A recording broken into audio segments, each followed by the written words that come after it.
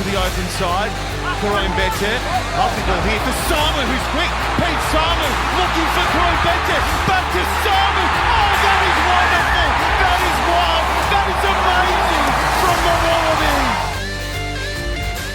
Good evening and welcome to Pick and Drive Rugby, where the People's Podcast providing a platform for rugby lovers to come together and support the game that's played in heaven. I'm Ando, with me are Mitch and Lockie, and we are honoured to have Waratah, Wallaroo and host of the new podcast, Life of Chance, Chancellor with us. How are you? I am so good. Thank you for having me on your show. I'm really excited to be here. I'm really excited to have a new host of a rugby podcast on the Australian landscape. How does that feel? Yeah, I'm really excited. I very much appreciate the plug on your socials, guys, because you know it's always hard being a newbie on the scene, and to feel welcome is really important. I'm obviously learning, very basic. I have YouTubed more than you can imagine about podcasting because I came from zero knowledge completely. Like, we're talking, how do I convert an M4P into an MP3 file? Like, we're literally YouTubing everything. It's fabulous. I'm loving it. We still do a bunch of that right now in the background. Actually, Mitch does most of it. So when he's not here, that podcasts just don't go out with stuff. So we feel your pain. Mitch, how have you been? How's your week been, mate?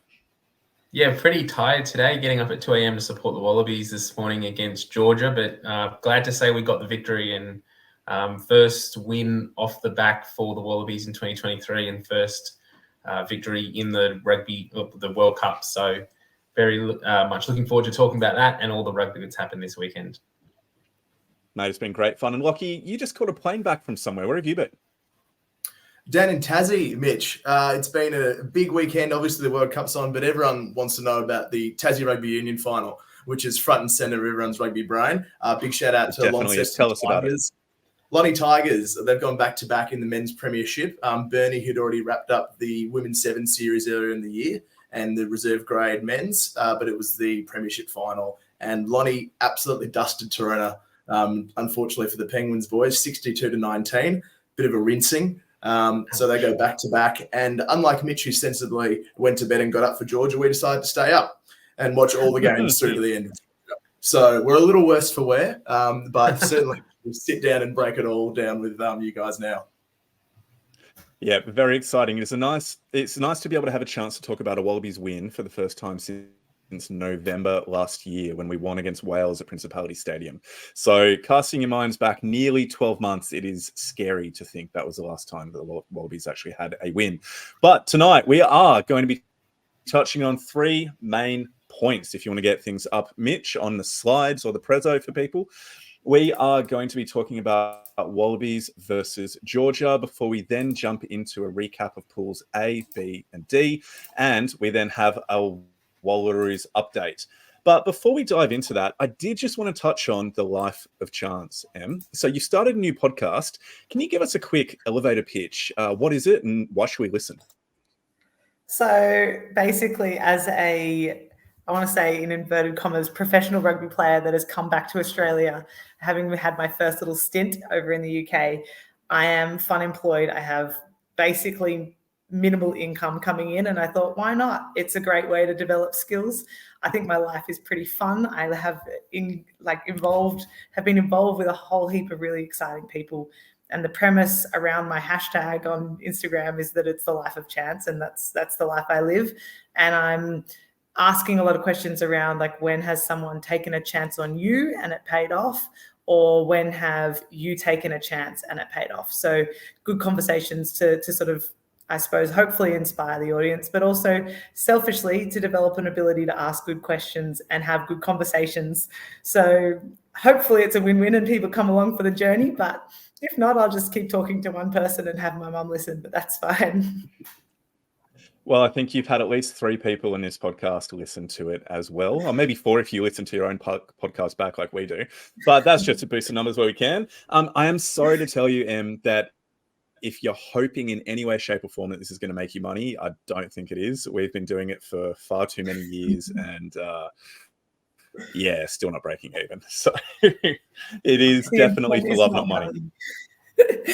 Isn't that why I play rugby, for love, not money? I'm not sure. I thought that's what the game was about. I think so. I think so. Now, the first episode, you had Sarah Nagama on, who was just awesome. She's been on this pod a couple of times, and she's an absolute legend. Are you able to tease maybe a couple of other guests that might be coming on in the future? I haven't prepped you for this, so we'll see if you can. I can just go out right and say I'm talking to Peter Breen in my next episode, who was the Wallaroos attack coach in 2019 to 2020, I think it was 2021. And he's just signed up to do the Black Ferns XV, which is their sort of A team equivalent. And he also is the owner of Rugby Bricks. So he's a really cool guy to talk about detail. We had a really good yarn, and I've got a few others lined up. I'm going to mix myself between players, coaches, and people of influence, I think, at the moment in my world in the game. And I am thinking, thanks to your post actually about the podcast, that season 2 is going to be a get to know your Wallaroos. So I'll do a little bit more of a detail in a similar premise of the life of chance questions, but an insight into the team is where I think is a really good opportunity, because, as you said, it's an important place to be able to, we need our stories told, and why not be told by one of the players? 100%. As much as we love to talk about women's rugby, we're 3 white dudes, and we aren't women, and only one of us still plays rugby, I think. Actually, Lockie, have you retired now? You officially retired, or are you still playing? My knee's telling me one thing, but I'm determined to try and. I think 6th grade. There's 6th grade in my future. Hey, you know what? There's a long well, off season to think about it, and you'll forget all the injuries, and it'll be fine come round 1. Yeah, surgery's fine. We'll just do it again. Yep. Sounds brilliant. Well, I think with that kind of intro done, why don't we dive straight on into the Rugby World Cup action, and we'll be starting with the Wallabies versus Georgia.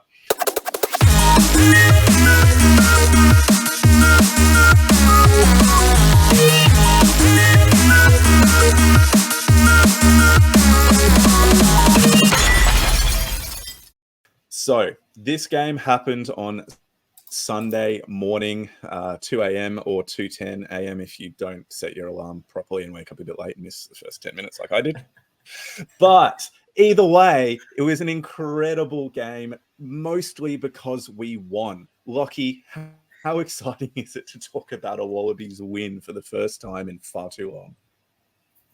It's honestly been agonising. I mean, and full credit to Em and the Wallaroos, who've been banking wins through the year. We've beaten Fiji, beaten USA, so thank you. We recognise that because it's unreal. But watching the boys getting a bit dusted through the TRC, let's be honest, was a hard watch. So coming out, and we talked on the pod last week, we need to go out and beat Georgia, and we need to beat them well.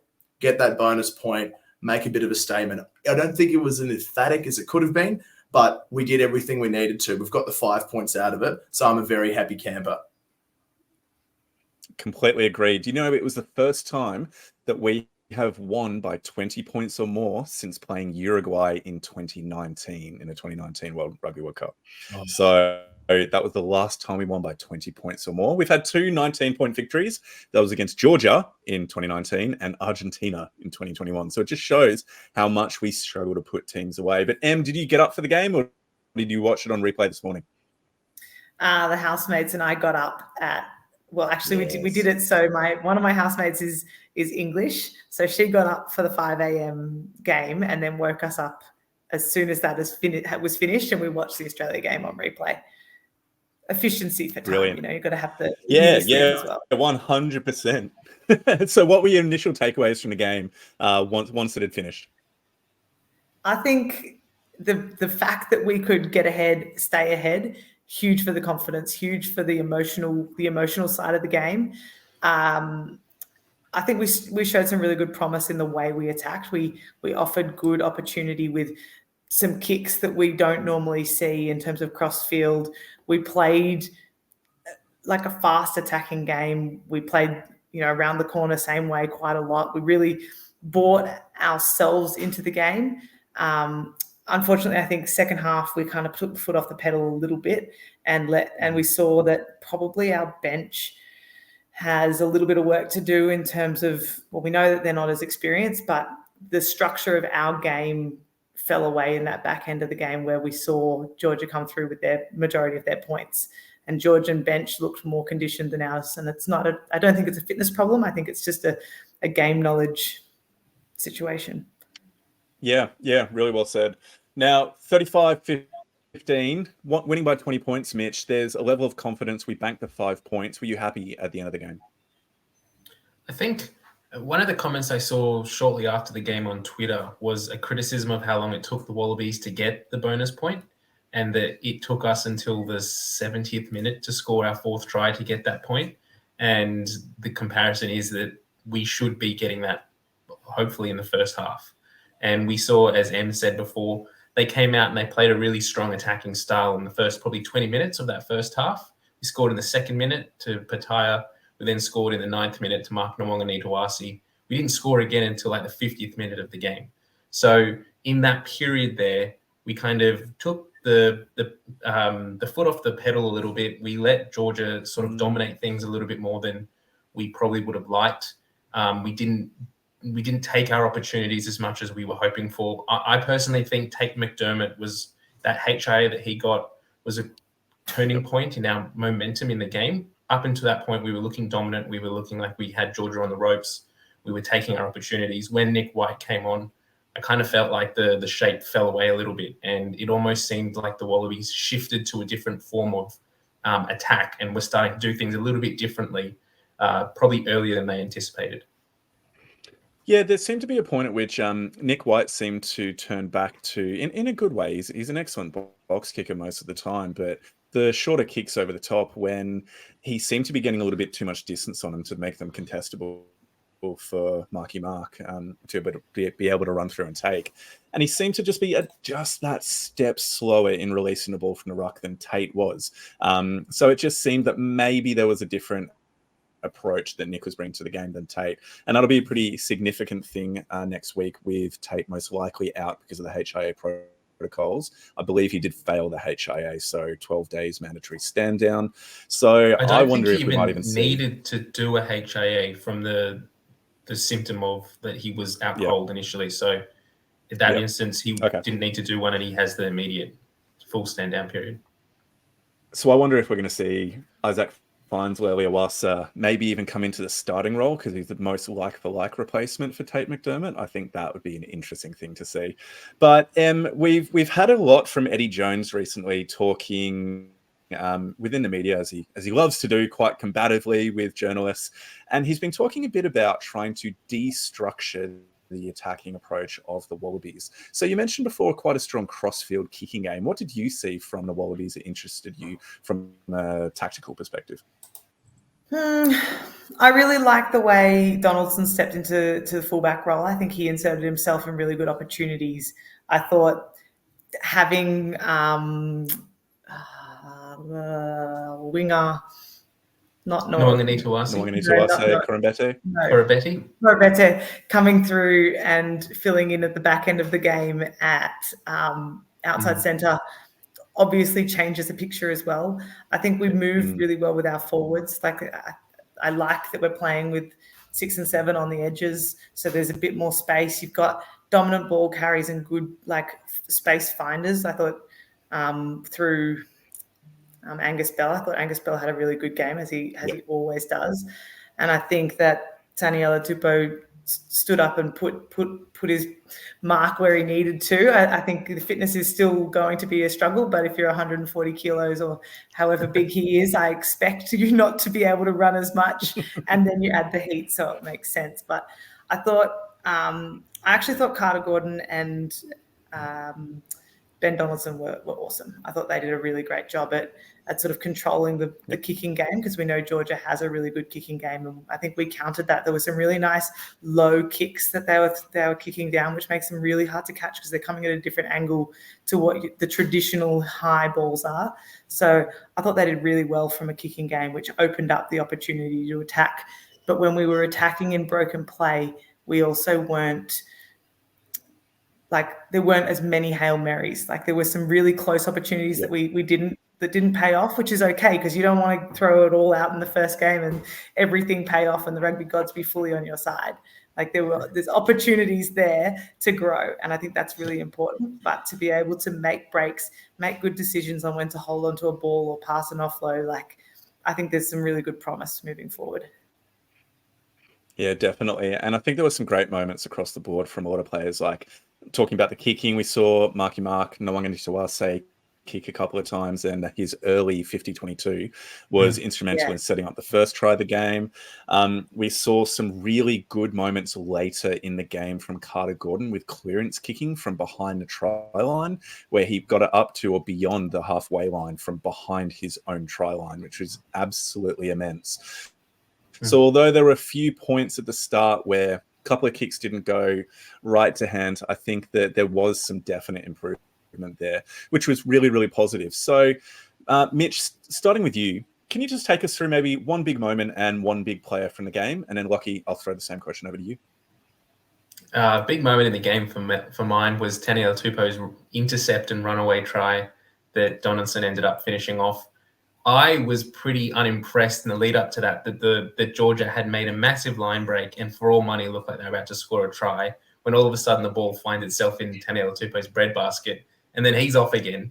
A few phases earlier, he kind of looked like he was cramping or a little bit gassed, Taniela Tupou. So I was wondering if he was starting to get to that 50-minute mark of it's 35 degrees, I'm gassed, I'm really tired. But he pulled that one out of the bag and he just took off like we've seen in 2017, 2018, Tupou's best. So that, for mine, was a bit of a turning point for the Wallabies. I think it reignited their desire for attack and gave them some confidence to run a little bit more with ball in hand. And then in terms of players, we've spoken about a big moment. What about a big player? Well, Taniela Tupou. I mean, that's my player and my moment. He had a massive effect. Not only just scrummed really well, he was showing that he could pretty much do anything in the back line that he needed to. Like he scored that. Well, he didn't end up crossing the line, but he was pretty instrumental in getting that intercept try. Earlier in the game, there was a phase where 2 phases in a row, Taniela Tupou went into halfback. At one point, he has a beautiful left to right pass. Next breakdown, he gets there and it's right to left, and he's just doing it to show off. Tate McDermott sort of must have seen what he was doing and sort of stepped up and threw an intercept pass himself in the ensuing breakdown. So Taniela Tupou is keeping all the backs on their toes at the moment. Lockie, who did you think stood out? Yeah, that's a big 9 jersey. Tell you what, trying to squeeze him into one. I thought the player and the moment were wrapped up in one, and that was Big Willie Skelton.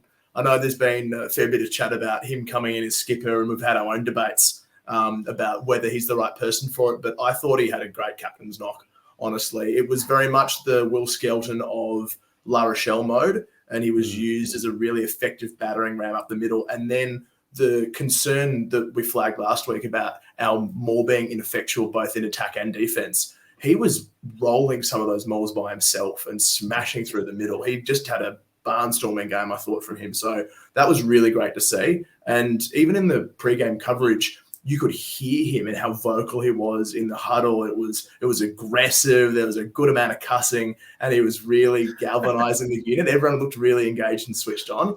And I love to see that. I love to see that. You've got how big is he? About a 9, 10, 11 foot and 145 kegs trotting around. He becomes that figurehead, which is really exciting to see. So I think that particularly in the second half, as we started to struggle and he started turning the screws at set piece time. And that was really good to see, because along with a sharp goal kicker, you need big bodies to disrupt and dominate set piece. And we got that from Big Willie.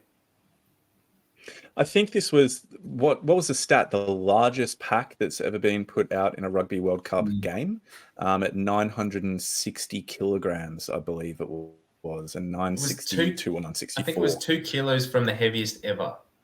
I think it was 962 is the heaviest ever, and we were 960. Yeah. And if it wasn't the heaviest in World Cup history, but it was not the heaviest ever. Yep, I think you just get a couple of the forwards to eat another burger before the game or something like that, just so you can definitely crack that record. scored. That would be amazing. All right, Em, who is your kind of big player of the match? And then I'll jump in after you.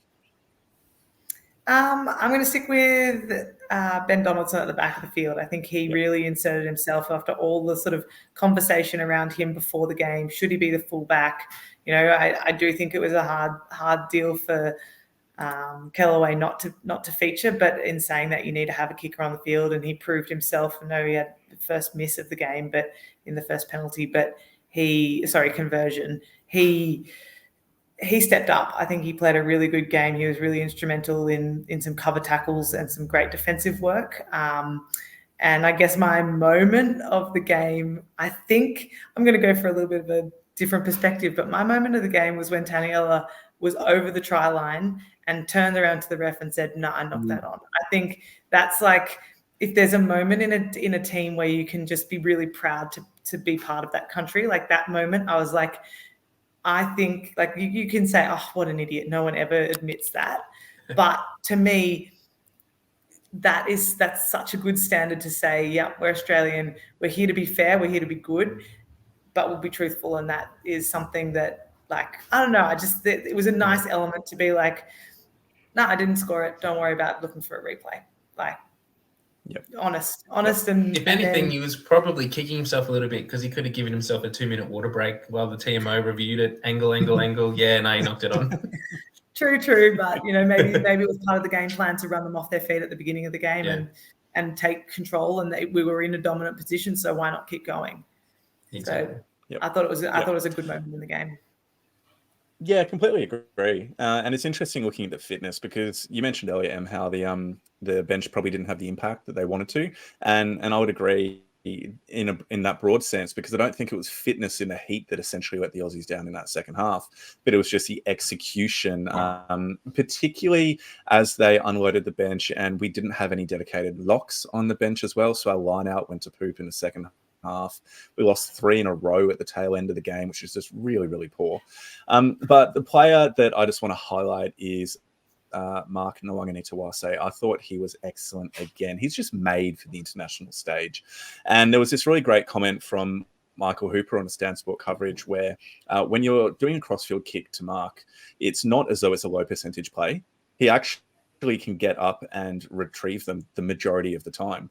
And so it was really well used to either disrupt the Georgian defensive players going up for the ball, or to actually just regain possession immediately. And he also had the capacity, Nawaqanitawase, to kind of land and then get the offload away meaningfully as well, not just chucking it behind, but actually getting it into the hands of the supporting player.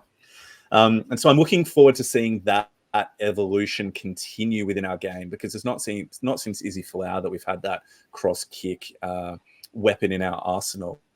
And we saw them try to do that with Suivunavalu in the second half as well, but it just went that little bit too far beyond. So it's good. It's really nice to see that kind of variation, and that the willingness of Carter Gordon and Ben Donaldson at times as well, chiming in from 15 to put in those kicks. But Lockie, here's a really big question for you, mate. We've got Fiji coming up. Who are you putting at 15?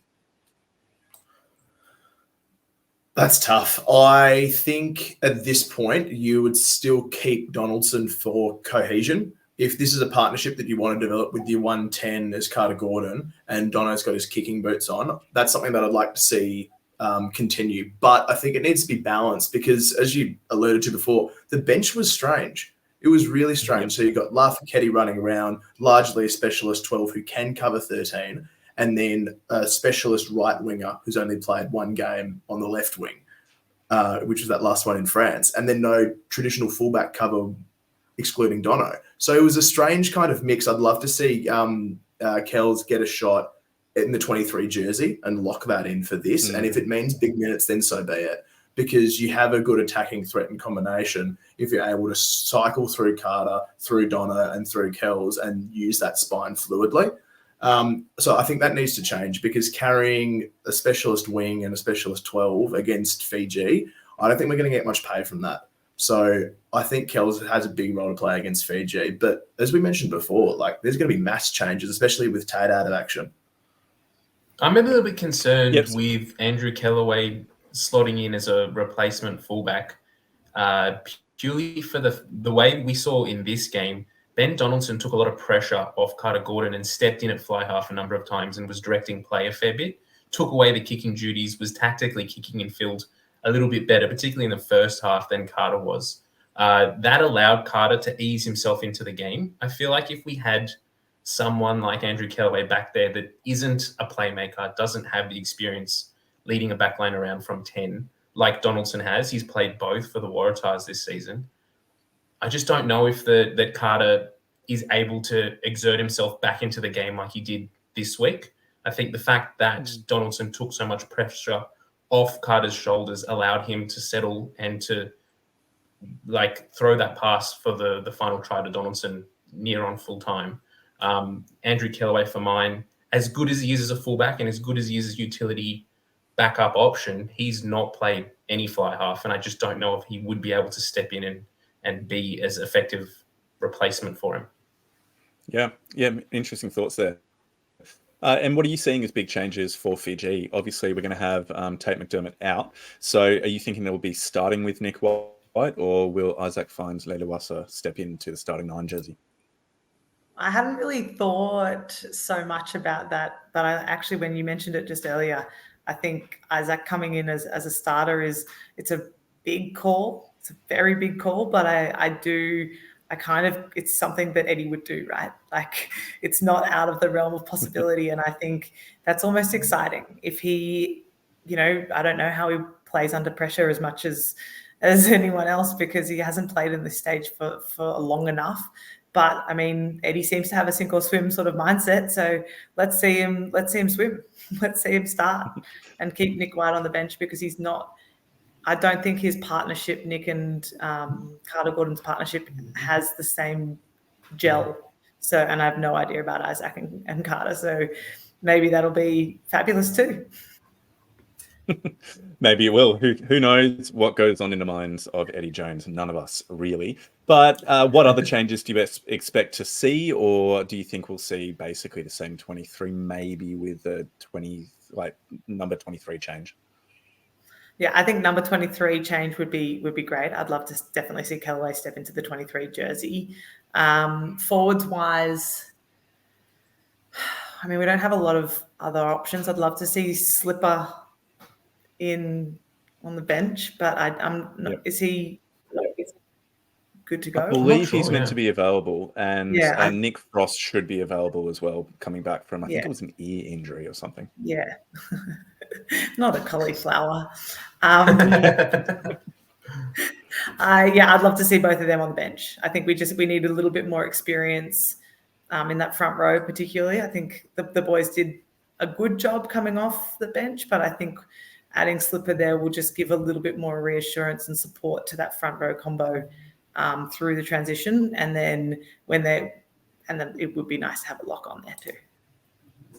Yep. Agreed. Lockie, do you think they'll be beyond the 23 jersey, the 9, and maybe the lock and front row change? I mean, do you think Lange Gleeson will remain on the bench and Rob Leota? I mean, it's a very, very interesting bench that, Eddie Jones has gone for in this first game. Will he repeat that in the second? Yeah, that was a funny one too, seeing 2 back rowers, a specialist 6 and a specialist 8. Cover. I mean, and this is exactly the kind of situation that lends itself to a utility like a Pete Samu, or even someone like a Jed Holloway, who have been able to cover multiple positions. And it's interesting to see how that back row is addressed. Do we have a specialist 20? Do we stack it with a couple of second rowers, maybe someone who's a variable and can play 6 like a Tommy Hooper? So maybe they get cycled through as well. I could see a world in which someone like a Rob Leota gets a run at 6 to start against Fiji to try and bring a bit more punch through the line, and then a Tom Hooper can provide cover for lock and 6 off the bench. But it's a funny one, because this is so crucial. We've done the job now against Georgia. We've backed the bonus point, but this is one of our knockout games, essentially. It's against a hot Fiji time. By the time this goes to air, I think we'll know the result of the Fiji-Wales game. And regardless of how that goes, it's essential for us to get a job done against Fiji and get it done well. So it's a big week coming up. It definitely is. And so one of the things that I like to do is put everybody on the spot with 0 preparation. So you're going to have to tip this game, and by how much? Okay, so Mitch, we'll start with you, and then Em, you're up after. Let's go, Mitch. I'll go Wallabies by 3. I think it's going to be tight. It'll be 3 or 5. Yep. Okay, tight. Em? I was going to go Wallabies by 8. Yeah, very nice. Lockie? Wallabies by 20. 20. 20. I got a good feeling. I've got a good feeling now. I'm not sure why. It's totally unfounded, but I'll stick with it. Why not It's a lack of 21 sleep. for this gap? 21. We'll pop it up a little. Yeah, there's a miss kicking us. 3 tries. For me, I will go by 12. Wallabies by 12. I just can't tip against them at this point. So Wallabies by 12. What a surprise. 4 Aussies tip the Wallabies to win. Okay, so as promised, ladies and gentlemen, we divided the pools up between Mitch, Lockie, and myself, and we're going to do a quick recap. Now, just so everybody listening knows, we are recording this Sunday night, so we don't have a full kind of round of matches that we're able to go through. So there will only be 2 games for Pool A, 1 for Pool B, and 1 for Pool D. So to start with, Mitch, can you please take us through Pool A, which you were in charge of? Fantastic. So Pool A has had their 2 biggest games of the weekend run and done so far. So we had the Rugby World Cup opening ceremony take place Friday night in France, or early Saturday morning here in Australia. I don't know if we're calling this an upset, but 27-13 to France in the opening ceremony. Now, a lot of people did tip France, but I don't think as many people tipped it by this type of margin. Lockie, we'll start with you. What was your initial thoughts of that game, and did it live up to expectation? Deep satisfaction is how I felt after seeing the Kiwis get dusted. And I think I tipped it by 3 or 4, the French to get it done. But what impressed me most, and Em, I'd love to get your thoughts on this as well, was how badly the All Blacks pack got monstered by the French from 1 through to 8, and especially 6, 7, 8. Crow, Olivon, and Aldred were immense. And they just rolled them because of the late withdrawal of Sam Cane and Papali'i going into the back row starting. It was quite a small back row by international All Black standards. And the French just gave them an absolute rinsing all day. What did you make of that matchup, Em? Yeah, I thought firstly the game was unreal. What a perfect way to start a World Cup. Like the crowd were unbelievable, and I think they will genuinely be the 16th man on the field for this whole World Cup that France plays in. I thought that the thing with France, the French forward pack, is they are so relentless. They tackled solidly all game. They let very little through the middle, and when they carry through. They get their arms through and the ball through the contact, which means that the defensive team is constantly moving backwards. So New Zealand are always on the back foot, and they can't control the speed of the game. And I think that that's where ultimately France just kept the foot on the pedal. They kept pushing New Zealand backwards. So they were eventually just going to wear them out, and they did. Yep, it was just an amazing start to the tournament, particularly with Rieko Ioane's burst through the middle and basically the first attacking play of the game. He actually was a monster at 13. I thought he had one of his best games for the All Blacks, unfortunately just in a losing side for him. I personally reveled in New Zealand's defeat because my headmaster at school, my boss, is a massive Blues and Kiwis fan. And so we were having a few choice texts the following morning when the result came through, but that was enjoyable from my perspective. Mitch, what did you enjoy and take away from this game, mate? I think the thing for mine, watching this game on replay on Saturday morning, didn't get up for the 3 a.m. kickoff or whatever time, crazy time on Saturday morning. I was expecting New Zealand to just do something, essentially. Like, not that they didn't do anything in this game, but we've come to know that New Zealand hang in with teams, and they hang in and they hang in and they hang in. And it gets to like that 60th minute, and then the elastic breaks. And then they run in 3 or 4 tries, and the game really opens up, and it just runs away with it. But we didn't see that. France kept with them. France was putting them under a lot of scoreboard pressure. New Zealand did what New Zealand and the All Blacks do so well, as they scored their tries in the 2nd minute and the 43rd minute. In the right before or after halftime, those championship minutes, that's when they took advantage of the French. But outside of that, they didn't look like coming close to scoring tries, and they didn't always make the right decisions. You could tell that they were starting to get rattled, and they didn't look as composed as we've come to expect from an All Blacks team in the past. That yellow card to Will Jordan, for mine, was the turning point. From that point, when they went down 14 men, France just ran away with it. Andrew, what was your thoughts on, first of all, the card, and is discipline something that New Zealand now need to really focus on leading into the rest of this World Cup? Well, the card in my mind was completely fair.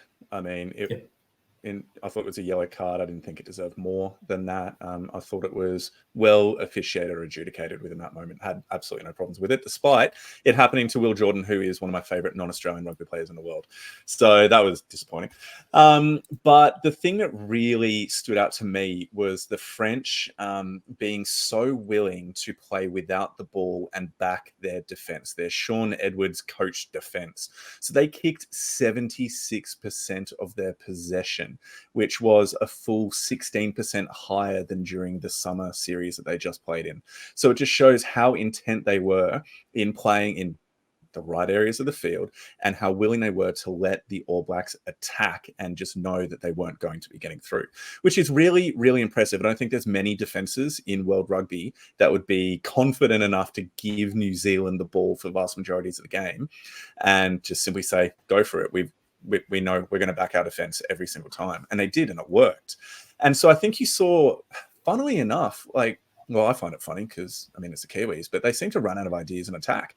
They just didn't seem to know how to get through this defensive line. So they ended up just going for up and unders, trying to play it out of their own half. And because of the French tracking back, Will Jordan got himself into trouble a few times where he either got pushed into the legs of the jumping player or he kind of collided a couple of times in iffy circumstances. It just looked like they didn't really know how to break through this French defense.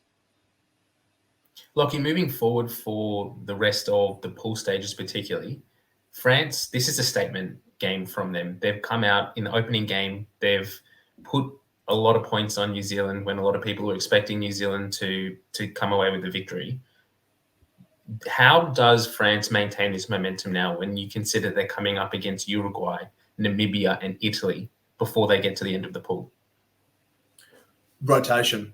Rotation's the easiest way for mine because these players who've watched the Matchday 23 opening night, 80,000 at Stade de France, absolutely heaving, beating the All Blacks. They're hungry now. They're hungry and they want to get involved. So I think you need to lean into that full squad mentality. And obviously we're going to see mass rotation against smaller tier 2 nations, but that's going to become a motivator now because this is their shot now against the Uruguays and against the Namibia to earn a spot, to earn a crack at Italy, because so much hinges on that. And we know that the French are going to face, a top 5 team regardless of how this panned out through the quarterfinals. So managing those bodies and keeping the key players like the Aldrits and the Duponts and the Ramos, keeping them fresh.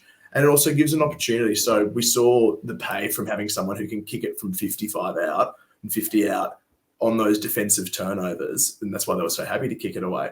But someone like Melvin Jaminet now should be getting a chance to play a full game. And can he bank 8 from 8 off the tee? What kind of pressure would he be under if he has to jump in late? So this is the time to start doing that. And I think that feeds the hunger and the momentum through the rest of their pool campaign.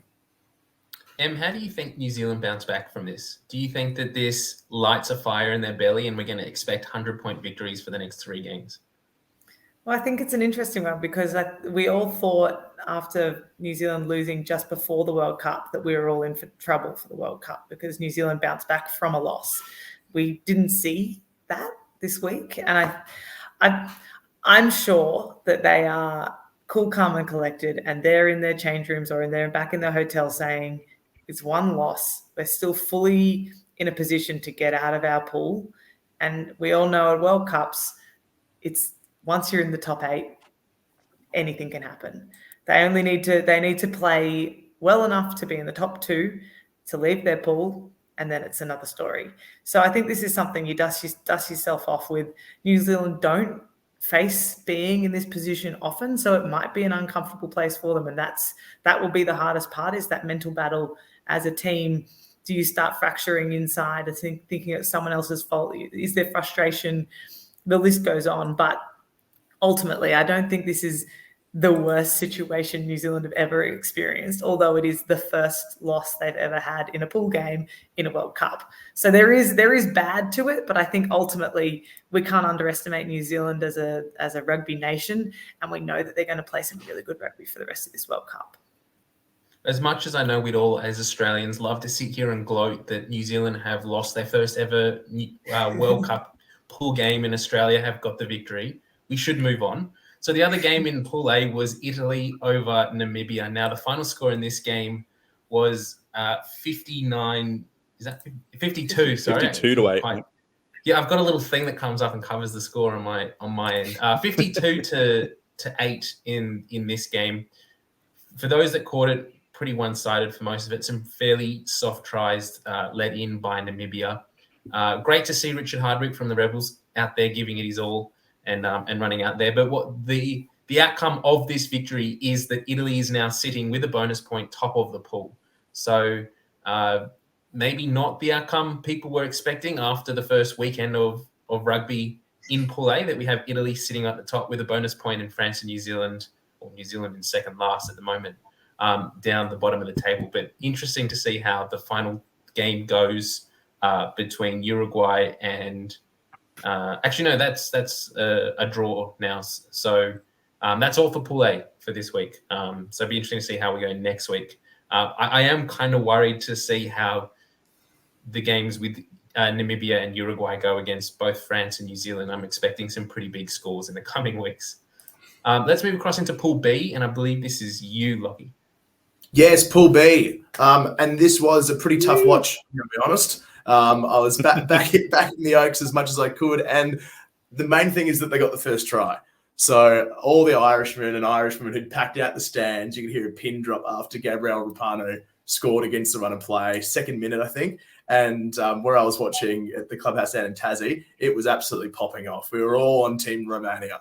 And that's about where the highlights ended, unfortunately. Ireland are number one in the world, and they showed it. It was clinical. It was brutal. And if you had many of them on your fantasy team, like some of us did, then you're a very happy man. Johnny Sexton came back in, a couple of tries, kicked well. Bundy Arki was a monster in the 12 jersey. He was just untackleable, undefendable at times. And a couple of big shifts from the Piggies as well. Peter O'Mahony got 2 tries. Ty Byrne got 2 tries. And ultimately, it was a bit of a walk in the park for Ireland. So they pulled a lot of players off early, rested the people like the Johnnies. And I think that's the first of... It's the first and easiest game that Ireland's going to have in the pool. We've got to remember that they've got Tonga, Scotland, and South Africa all to come over the next month. So you'd expect to see them bank a bonus point in this one. But it's all uphill from here for Ireland. Did anyone else get a chance to catch this game or have any notes on it? Yeah, for me, Bundy Arki just stepping up again. You would expect a player of his ability, size, power, and speed as well to dominate in a game against opponents who, honestly, as plucky as they were, are not at the same level of professionalism and conditioning. And he stepped up. He had something like 20 carries throughout the game. I was just looking at it. 20 carries for 240 meters, which is a ridiculous stat for a center. So he played incredibly well, and it was just kind of good to see him get back to some of his bruising best as well. Well, let's keep moving. So we had Pool C, which is the Wallabies pool, and they are sitting top of the table with a bonus point in first place. We do have the big game between Wales and Fiji kicking off tomorrow morning Australian time. Well, I shouldn't say tomorrow morning for whenever you're listening to this. It should have already happened by the time the pod's out. So interesting to see how that one goes, and that's going to have big permutations on the draw for the Wallabies moving forward, whoever gets the victory there. Let's finish up on Pool D. Ando, take it away. Mate, I'm excited to talk about what was one of the most boring games you could possibly watch in a Rugby World Cup. Okay. Now, it gives me almost as much joy of New Zealand losing to talk about how boring England were. The only problem was they didn't lose. So unfortunately, George Ford is immense and is an amazing player. And Robbie from Squidge Rugby has been talking about him for years as one of the best fly halves going around. And he kicked 3 drop goals and nearly all of his penalties as well. He scored. Did he score all 27 points for England? He was incredible. But the fascinating thing about this game was that they were just so out of ideas or bereft of ideas in attack, both England and Argentina, that all they could do was take long-range penalty kicks and drop goals. It was really, really weird. I just found it an odd game to watch. I didn't think it was a particularly good game. And I'm actually pretty disappointed with Argentina. I was hoping for more from them because I wanted them to knock England out of the whole competition within the group stages, because that, again, just would make me happy. Did you have a chance to catch any of this game? I watched some highlights. I didn't get up to watch this one, but what a boring game of rugby. And even English supporters were saying the same thing. And I think that's saying something, because they're so proud that they would never admit to something like that normally. But in the same breath, it's a World Cup, and World Cups are about winning games. It's not about the bonus. It is about the bonus points in the pool stage, but it's not. It's about wins. You only need to come top 2. They have secured a win, because to be able to do a drop goal from halfway, it's kind of unstoppable. Like that is a ridiculous ability. Like we're talking like NFL style kickers to bring onto the field purely to be able to kick. Like it wouldn't matter if he couldn't tackle at this stage. He did exactly what he needed to do, which is kick goals. And you gotta sort of give credit when credit's due. That is an incredible skill, and he's played himself into the team based off his kicking ability. It's an interesting tactic that I wonder if we'll see more of as this World Cup progresses. We've already seen, particularly in that the opening game, France and New Zealand, that kicking was such an important part of the tactics by both teams. Not necessarily kicking at sticks, but just kicking in general. Some of the lesser tier 2 nations in this World Cup should take a note out of what England did here. Scoreboard pressure is massive. And if you've got teams that aren't able to break the advantage line and aren't able to carry the ball over and make busts in the middle of the field, get a kicker that can just drop it from anywhere, and you can potentially hang in there. It's not something as Australian fans that we generally embrace, the idea of kicking field goals. And I can remember the last World Cup in that Wales game in Tokyo when I can't remember who it was for Wales though, but second or third minute, first entry in our half, they dropped a field goal, and I'm just like, what are you doing? Oh, this isn't how you play rugby. I was pre-stilling that bastard. Sorry. Yes. But it goes to show that it is effective, and I think it was one of the Squidge boys that did say online that drop goals are essentially an overpowered form of the game that is criminally underutilized so far. 100%, because I think there's just that massive stigma around, oh, that's not how you play rugby. No. And especially for Australian fans after the 2003 World Cup, it's just like, no, we hate drop goals. We don't bring that up, Endo. It's still too soon. Still too soon. Yeah.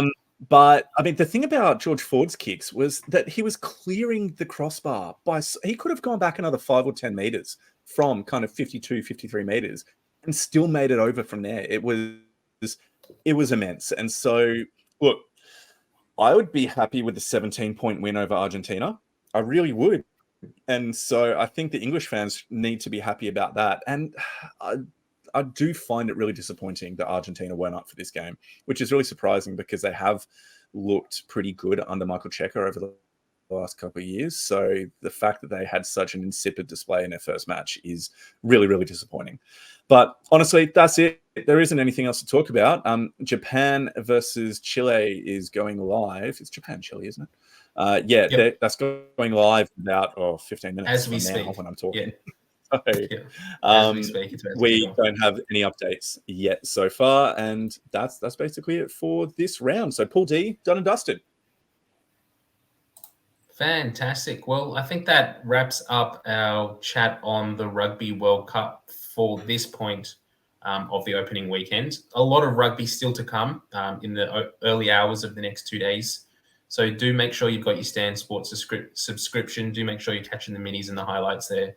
They're doing some really interesting things with the broadcast this year. So do make sure you get involved and get amongst that. Let's move across now into our Wallaroos update. Now, Ando, I think you're driving this part.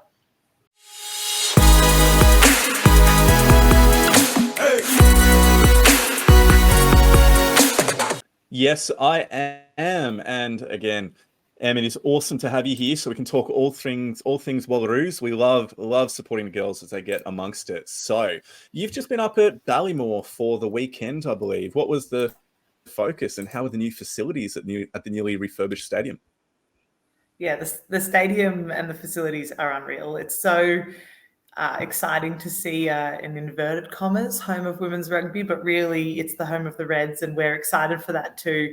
Everyone needs updated facilities. The Tars got them this year at the beginning of the year, and the Reds, the Reds' home is bound to be what it was built for, and it's great that they have considered the women in this build as well and been able to give us a bit of extra space. And it did feel a little bit like a home. There's a lot of pictures of girls on the sides of the walls, which is lovely. But just great facilities, great gym, good recovery, and lovely to be at Ballymore. You know, there's a lot of history to the field itself.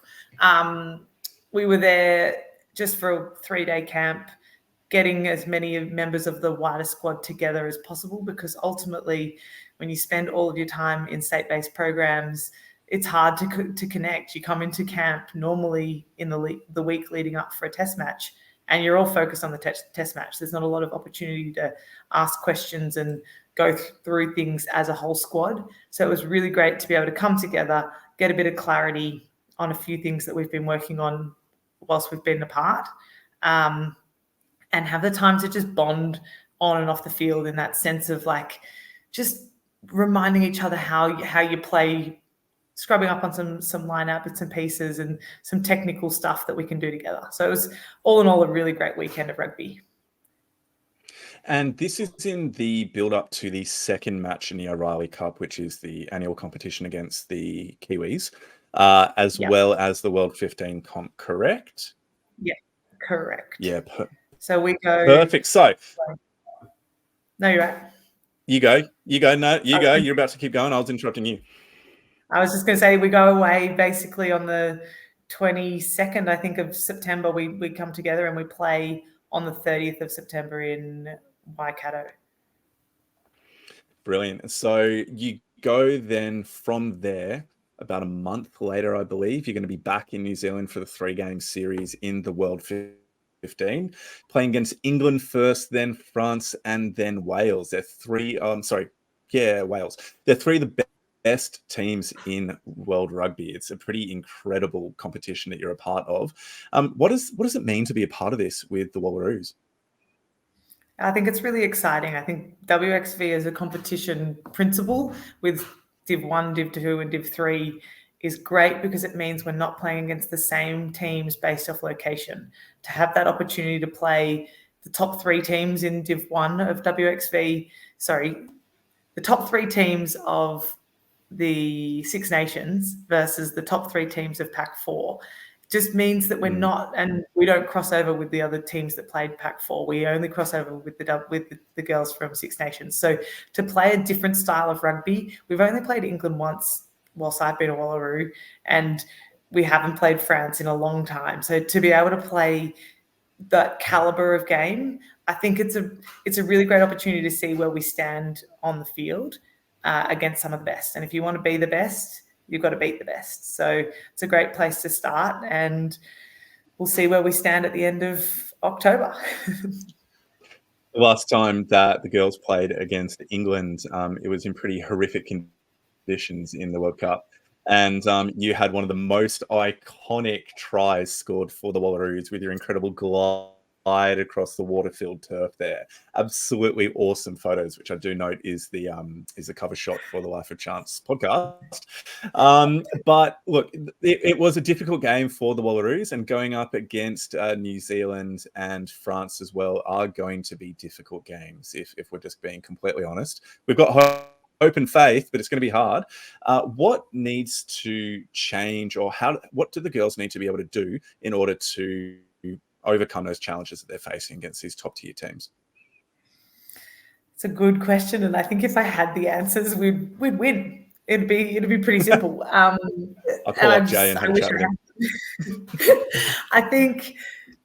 I think mainly, like, there is a huge psychological battle that we have to go through, because we know, poor us, we're not professional, we're playing against professional teams, but that also does pay on field, because when we turn around and we haven't worked together for as long, it's really hard to put 80-minute games on. And as a Wallaroo squad, this year is a prime example. We really struggle to put a performance for 40 minutes before we get into the sheds. And then it's that, as you were talking before, those golden minutes, the championship minutes on either side of the halftime, that 10 minutes before and that 10 minutes after. We really struggle to finish a half and start that second half. And then when we struggle to start that second half, we also struggle to finish the second half. So there was a lot of the game where we are not in control. And that's something we're working on with our fitness and our training at the moment, is how to play under fatigue to be able to continue to execute when we're tired. The other big thing for us, I think, is ball in hand. Like, we've got to play field positions and play that smart. But when we've got the ball in our hand, we need to be better with how we use it. And I think that's trust and belief, because we're actually really good rugby players. We just either are too tired from defending for too long, or we just don't back ourselves. And I think that's something that we're trying to work on at the moment, is creating that 3D attacking picture. So there's 3 options sort of all the time. And it's hard to do, but when we've done it at training, man, it feels good. So I know we've got it in us. It's just about the execution. And for you personally, with your time with the Harlequins this year over in the Premiership, does that give you a little bit of insight into what some of the Red Roses might bring in that test impactful in World 15 in a few weeks?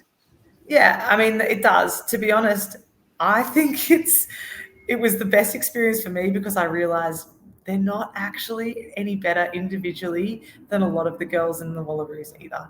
It is just that they spend more time being professional. So they're used to working together. They're used to the drilling. They are, as a team of individuals, better. So across the board, they're better than us. But I think, and I said it to our coach at Harlequins, when Australia ends up investing properly in the game, we're going to beat England. Like, they are so beatable.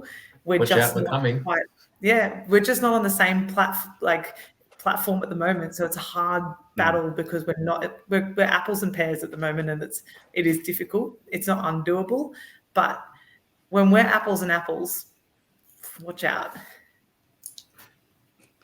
That is just incredibly exciting, and something that actually ties in really well to kind of where I just wanted to direct the conversation and then probably finish up for the evening, is some of the really important conversations that have come up in the wake of the Matildas' success in the FIFA Women's World Cup. And so we saw a lot of comments and statements being put out there by key Wallaroos and Super W players across the women's game, just talking about some of the challenges that the women face within Australian rugby. So do you mind just kind of summarising that message and what was attempting to be communicated there?